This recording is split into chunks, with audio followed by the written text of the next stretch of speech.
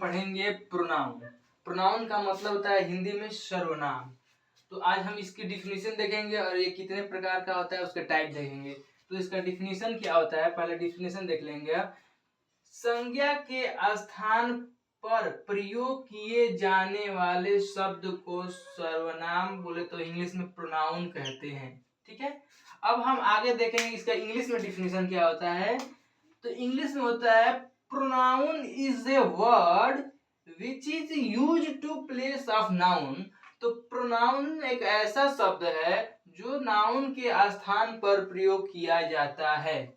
For example जैसे है कि Ram is a good boy, फिर and Ram is a student.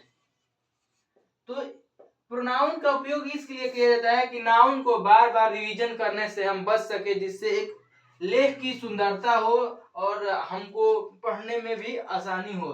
तो जैसे हम लिख रहे हैं कि Ram is a good boy and Ram is a student, तो इसमें क्या हो रहा है, दो दो बार राम आ जा रहा है। तो इसका सुंदरता बोले तो पढ़ने की जो अनुभूति है वो मतलब खत्म हो जा रहा है। और इसी को अगर हम लिख देते हैं कि Ram is a good boy and he is a student, तो हम क्या इसके बार बार रिवीजन करने से बच रहे हैं ना, तो इसीलिए प्रोनाउन का हम यूज करते हैं। अब आगे देखो क्या है टाइप ऑफ प्रोनाउन। प्रोनाउन 9 प्रकार के होते हैं, जिसमें अनेक अलग अलग प्रकार के प्रोनाउन होते हैं जिनका प्रयोग अलग अलग जगहों पर जरूरत के अनुसार किया जाता है।